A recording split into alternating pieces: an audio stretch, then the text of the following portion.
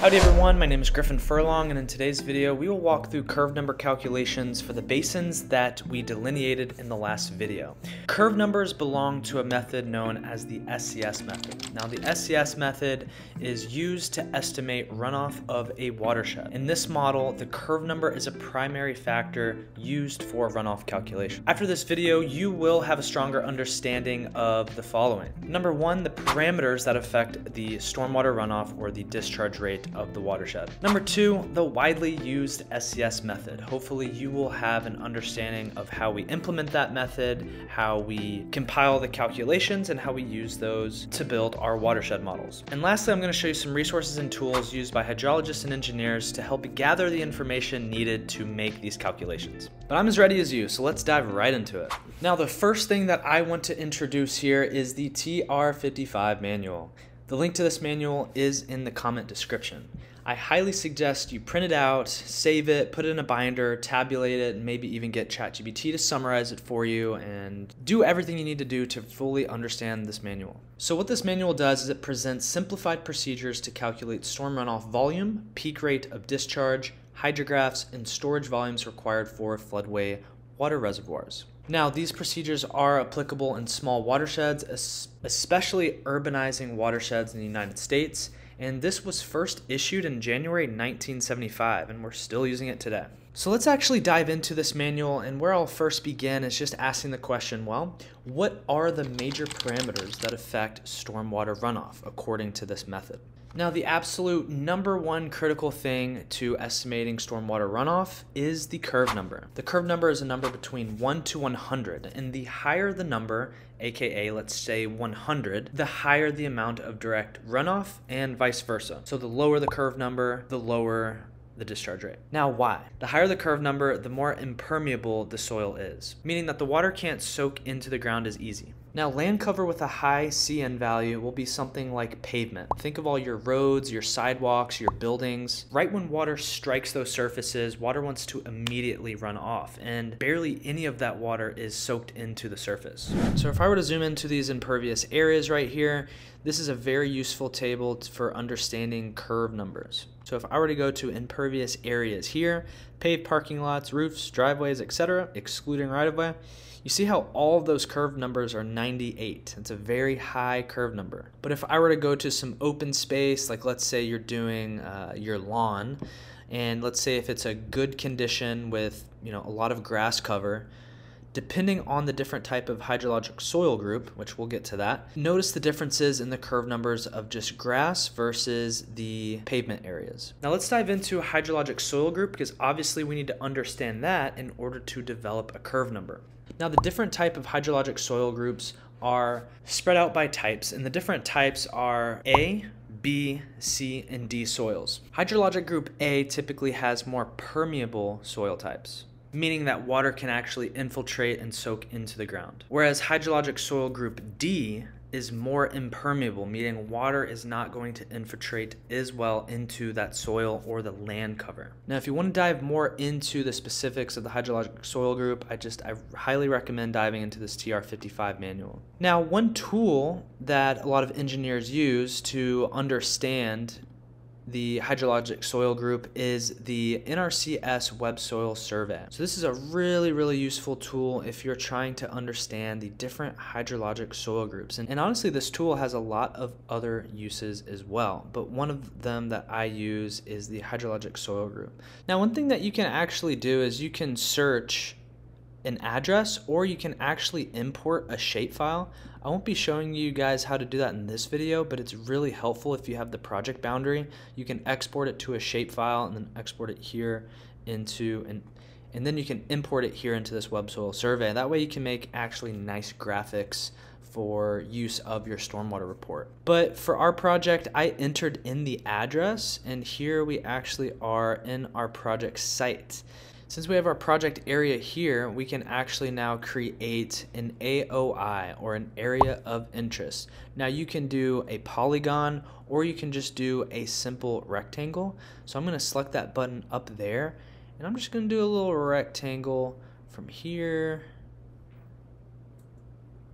and then over here. I'm going to get that portion.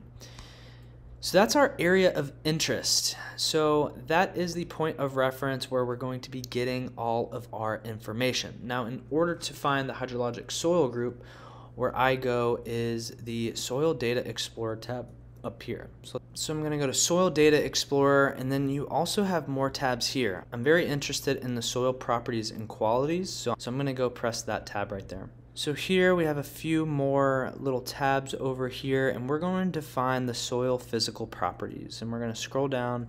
You know, it has a lot of very good information here that you can dive into, but I'm interested in, so here we found it. So soil qualities and features, hydrologic soil group. Let's press that number right there. So it looks like it created a little map for us. We see a whole bunch of green, a bright magenta, and sort of a red hatch there. And it's also grouped by different numbers. I'm seeing an 11, looks like an 8, 17. So all those numbers have to do with a particular map unit symbol that is describing the type of soil.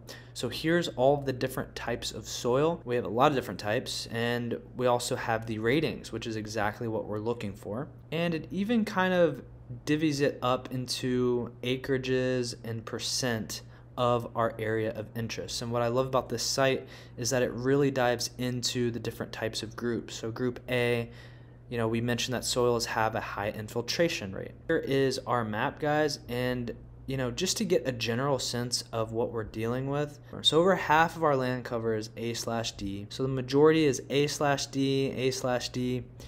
Just for simplicity of this project, what we're gonna do is assume A/D for this site because the majority is definitely A/D. Now, what some engineers might do is they really might divvy out some of these portions and use B/D maybe for, you know, in the portions that they're digging ponds or for the basins.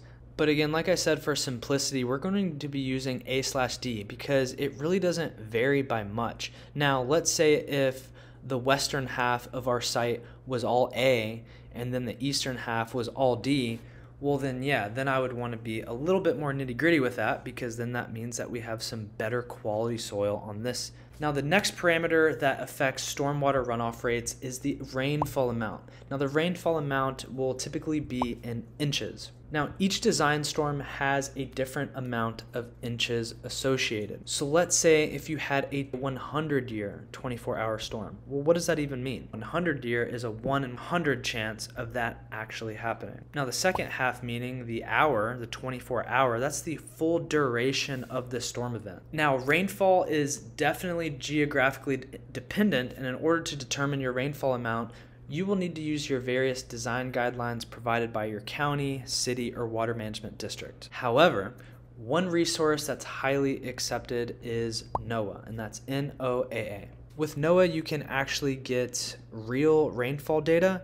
So let's actually check some of this out. So here we have our site, and I will definitely include all of these links in the description. But what I'm looking at here is a map of the project that we're going to develop. And if you scroll down here, you actually have some tabs to get the rainfall amount. Now, how you read this is on the x-axis, you have all the average recurrence intervals in years. So when I was saying the 25-year storm, this is what I meant, guys. This is the 25-year. This is 1 in 25 chance of this storm happening. Now, on this y-axis, you have the duration. So when I was talking about the 25-year, 24-hour, this is the 24-hour storm duration. So if I go from 25 all the way down to the 24-hour, it's roughly 8.98 inches in this area. So during a 25-year, 24-hour storm, we can expect on average for this property to receive 8.98 inches of rain. Now, if we were to look at the 100-year, 24-hour, it's roughly 12.8 inches. Now, last but not least, one parameter that affects stormwater runoff is the time of concentration. According to the TR55, time of concentration is the time for runoff to travel from the hydraulically most distant point of the watershed to a point of interest within the watershed. Now, what time of concentration does is it influences the shape and peak of the runoff hydrograph. Urbanization typically decreases this time of concentration because when you start throwing in a whole bunch of impervious areas, sidewalk, pavement, buildings, water is finding a way to run faster across those surfaces. Because right when water hits, it doesn't want to permeate into the ground. So now you guys know about the parameters that affect stormwater runoff, specifically for the SCS method. Now we're going to kind of just walk through how we would go about calculating the CN, or the curve number. Now what you can do is develop a nice little spreadsheet as shown. I like to organize it by project, location, understanding if it's a pre-development. And again, this is a pre-development analysis. And then we can start thinking of the basin names and the acreages and develop our cover descriptions, our CNs, and our areas. But let's kind of walk through how we would do this. So here I have my spreadsheet to summate the product of the CN number and area. So what we're going to end up doing is we're going to be coming up with a composite CN. We're basically multiplying all of the areas based on the type of land cover that's out there. And I'll kind of show you a breakdown. The TR55 manual does a very good job. And what I love about this manual is that it actually gives you clear example. So for instance, this is essentially what we're going to make, guys. You will document your soil name and hydrologic soil group. You'll put your cover description, and then you'll put the CN value that represents that cover description. So we're going to use some tables there. You multiply that curve number by the amount of area that your basin is. So in order to really understand what we're dealing with here, let's go to some of those tables that we were looking at. Now, in order to get a proper curve number for our basins, we really need to understand the cover type. That's one of the most important things about this that I didn't mention prior. The cover type really matters, because if you look at all of these differences between pasture and woods, there can be a very large difference in the curve number. Now, what you can do to understand the cover type is you can really investigate this property. See if your county has any sort of maps related to the land use.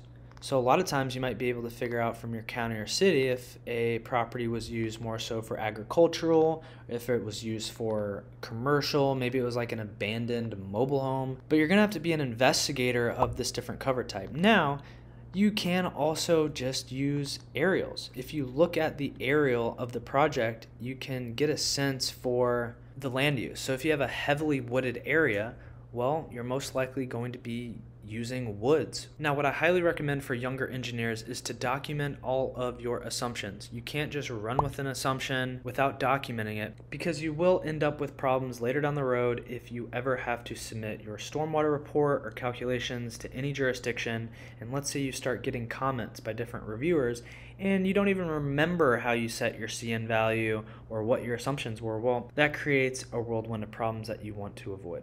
It's also good for a young engineer to document their assumptions and then present those to the overall project manager, or the actual professional engineer who's going to be signing their name on it. Now, obviously we're doing a project that's already kind of built, but I know that all of this area was just pasture. There's basically just undeveloped pasture with some grasses, and again, we had this big ridge right here. So the first basin that we're going to focus on is this lower half right there. So let's go back to our CAD file. So I think it's really, really important to label your basins, and you can label them in an intuitive way. You can call this southeast basin, maybe you call this one northeast, maybe you call this one west, or you can simply just use a number method. Maybe this is basin 1, 2, 3, maybe it's basin A, B, C, as long as you have something easy to follow. So we're going to slap on some end text because I want to start labeling these basins. So I kind of like using just the letter method. I like a basin A. Now that guy disappeared on us, so it must be really small. So just a little AutoCAD tip, you can go to properties. You can make this annotative if you want. I won't make it annotative. You can do whatever your heart desires, but I'm not going to make this annotative. I just want to be able to see it. So there we go. And again, for younger engineers, it's very important to document all of this stuff. So what you're trying to think about, when you're tasked with designing a watershed or putting together these pre-development models, is you are building your stormwater report. So make it neat, make it organized, make it easy to follow. because you're going to be really invested in this project and you're going to know way more about this project than, you know, a reviewer. So make it easy on that reviewer. So then what I like doing is we need to understand the acres. So I'm going to put this as a placeholder. All right, so now we need the acreage of this guy. And I think I closed these lines. Yep, so that is the closed line there. And I can get the area right here. And I think really good practice is to just grab that number right there.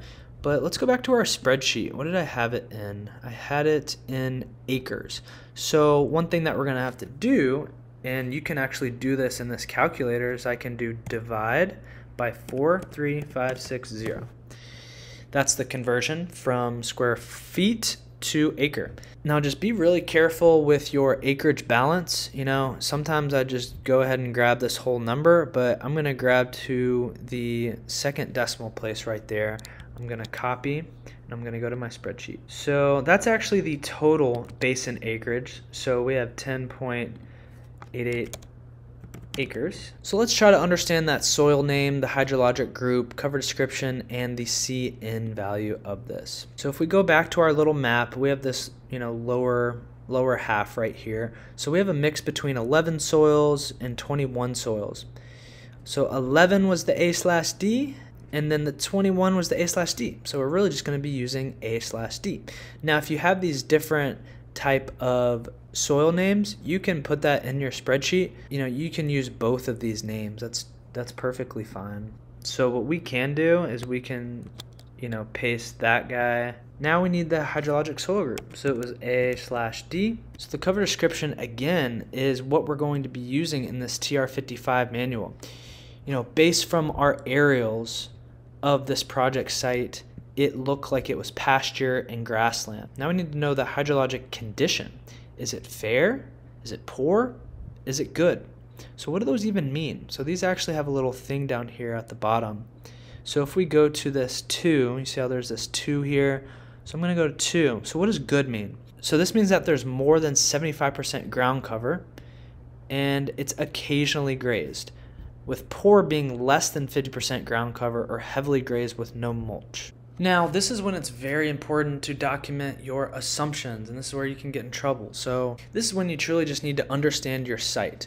I am going to make the assumption, at least for this site, that the hydrologic condition is good because there is a lot of grass cover. And I'm actually going to copy this because we need the cover type. So I'm going to call it pasture grassland. So let me go ahead and Control C that. And then now we need our CN. So what is our CN? Well, if we're considering it good and it's A/D, I've also made a column in here of the averages of these guys. Now, let's say if I were to land on 60. You know, if I, based on this process, I landed at 60, do I feel comfortable that this curve number is realistic for this site?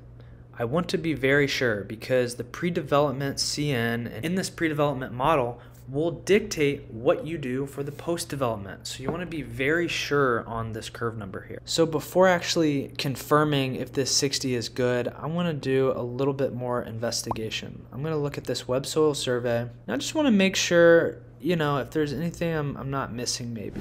So I'm going here to the soil map tab and we can go to this map unit legend, and I'm very interested in the Smyrna fine sand and the Adamsville sand. I want to feel confident that I'm using the right curve number. So I'm going through some of these properties and qualities here, and I'm seeing that this drainage class is actually poorly drained. And then the depth to water table is actually, you know, pretty high, only 1/2 foot to 1.5 feet. So that doesn't actually make me feel too good about it. So let me go to the Adamsville fine sand. So go into the properties and qualities, and then it's somewhat poorly drained. So you can use that NRCS soil survey to get a better understanding, but you can also read the geotech report. And we do have the geotech report, and there was mentioning in here of, you know, some high seasonal high waters. So again, with that, I'm kind of doing a full circle here, is maybe instead of using 60, I might want to be a little bit more conservative. That way I'm not undermining this curve number. So last but not least, we can either just enter in this acreage. And since I don't have, multiple areas in this basin that have different hydrologic soil groups, this is what I'm going to end up rolling with because it's just that area for that basin. So that basin will have a curve number of 77 and the basin acreage will be 10.88. What I like to do is I like to name these tabs by the basin, so I'm going to go ahead and say basin A. Now I could do this for each basin, but I feel like it's really just repetitive at this point. If you did have a basin with a wetland in it, you would put the wetland here, and you would understand the hydrologic soil group. So let's say if it was A/D, you would put that there, but then you would have to put the cover description. And again, it's a wetland. And wetlands are typically wet, and any sort of surface water is typically a curve number of 98. So you would go ahead and factor that into the acreage and develop a composite number, because again, this CN is multiplied by this area to get the product, and then this CN is multiplied by this area to get the product. And all of this, that total product is divided by the total area. So we're so close. So the last thing that we actually need is this time of concentration. Now again, what I love about this TR55 manual is that it shows a very nice diagram of what time of concentration looks like. So let's say you have this watershed here. Let's say this is our basin. Again, time of concentration is the time it takes from water to drop at the hydraulically distant point on the watershed to its storage unit or to its outlet point. In this case, that basin that we were looking at, back to this one, there is an existing pond right here. So let me go ahead and turn on some of this stuff here. So this basin A, we got this pond right here. So the time of concentration is the time it takes from water from the furthest point, which is looking kind of like that guy right there, because it's going to go down this hill and then make its way into that pond. So what we're going to do is develop the time of concentration for this guy. Now let's actually take a look at a few more, because I don't think I'm going to walk through each and every one. If you know how to walk through a couple here, then it's it can be pretty straightforward. So let's say, if I were to calculate the time of concentration for this guy, I'd start at this point because it's the most hydraulically distant point from here all the way down to this floodplain comp pond that we studied in the last video. Same for this basin, hydraulically distant point all the way down to the wetland. And what I do is typically just follow the contours. Now, I've had a lot of questions in the past like, well, what if there's two points that seem to be, the same distance apart? For instance, like maybe this guy right here, maybe I start at this point and make my way down, or this point. Well, again, it's all up to you as the designer to feel comfortable about what time of concentration to use for this project. You can go ahead and use maybe an average, but really it's up to the designer. So if you feel like averaging them out, then that is the direction that you will need to go with. Now, one very important thing about calculating time of concentration is generally how water wants to start out in this basin is it wants to sheet flow. Now, with time of concentration, the SCS method, you can only sheet flow for 300 feet until it actually becomes channelized flow. Now, the TR55 manual explains this very well. So typically after a maximum of 300 feet, sheet flow usually becomes shallow concentrated flow. So that'll be really important when we're developing our time of concentration. Another important thing about this time of concentration is the surface description. Because let's think about it. If you have a whole bunch of woods or dense underbrush, that's going to have a higher Manning's N. And again, Manning's N is all about roughness. The higher the Manning's N, the more rough the surface is, meaning water won't be able to move as quickly. There's more frictional forces against the water. So again, woods, more friction, smooth surfaces, less friction.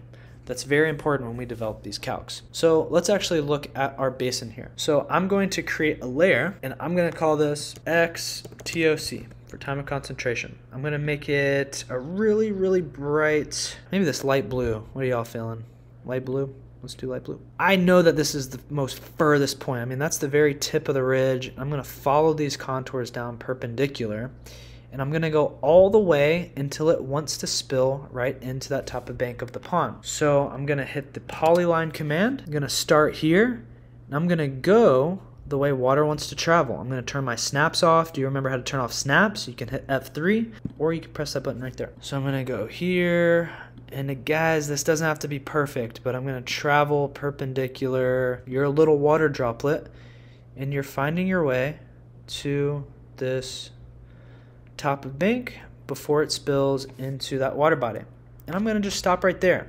Now I want to see how long this is. It is almost up to 700 feet. Well, at some point in here, we've hit 300 feet of sheet flow, and then it became channelized flow. Now we can find 300 feet by doing some approximate dimensions here. And this really doesn't have to be perfect. I'm going to go ahead and put some dimensions right here just so we can get an understanding. So it's generally a spot, you know, close to here. So one thing that I'm going to do is we really need to understand the slope, because the slope of this travel line affects the velocity. So it looks like we're starting at an elevation of 53, and that point was around, 51. So we have 2 feet of fall across 300 feet. So it's really important when we're developing this time of concentration. I've set up this sheet flow calculator here to help me with this. So the first place where we want to start out is the surface description. So is this dense grass, or is it short prairie grass? Now this would probably have you'd probably want to definitely check out the site or reread the geotech report or read through any environmental documents. But this happens to be some dense grass, and this should actually say 300, just notice that. So we went for 300 feet. Now we need to know that 2-year 24-hour rainfall. Well, I wonder how we find that. If you remember the NOAA that we looked at, we can find it. So what do we need? We need the 2-year 24-hour rainfall. Here we go to that 2-year 24-hour, and it's 4.7. So that's what we're going to use in this rainfall amount. Feet of flow length. So if you guys remember, it was 2 feet divided by this length right here, and that's the slope. And I can go ahead and just kind of round this. So there we have a time of concentration of about 44 minutes. Manning's roughness plays a huge factor in calculating time of concentration.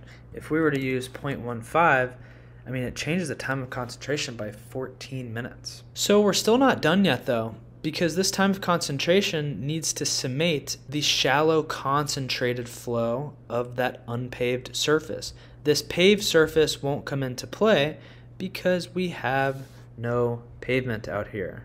That would only be if we had pavement. So what I'm going to do is I'm going to close that guy, and we're going to focus on the unpaved. Well, it's still dense grass, but what's the remaining flow length? If we go back to our drawing, we had a total length of, I just kind of want to round for clarity. I kind of just want to say 700 feet. I like round numbers, as most engineers love round numbers. So 700 minus 300 is 400 linear feet. And that slope pretty much should have stayed the same. We went from 51 all the way down to a contour, we can call it 45. So 51, 45, that's 6 feet. Okay, that actually might be a little bit steeper. It's 6 feet across 400. So equals 6 divided by, yeah, so it actually was a little bit steeper there. So with this situation, for this time of concentration, we have calculated 57 minutes. And again, that is a pretty long time. The dense grass is playing a huge role in this. And honestly, there we have it. We have walked through all the different resources and tools used to develop these calculations, and now we have to do this for all of the other basins. I'm going to go ahead and do that kind of off screen, And in the next video, we're actually going to use these calculations and develop our watershed model into ICPR, which is also known now as Stormwater. Hopefully now you have a stronger understanding of how to walk through curve number calculations, and hopefully now you also know a little bit more about the SCS method. I think when I was an intern, it was very difficult to understand where to start and what resources I could use to actually form my assumptions. The resources presented in this video are widely used, but just always make sure to consult with your local county, city, or water management district, just to make sure they don't have any more stringent codes or regulations or manuals that will completely change your design. If you have any questions, please feel free to drop some comments below. I also have an email where you can email me anything. If you did learn anything new, feel free to hit that like and subscribe button, as we will be diving way more into this land development series. We have a lot of episodes on the horizon for us. But that's all we have for today. I will see you in the next video. Peace.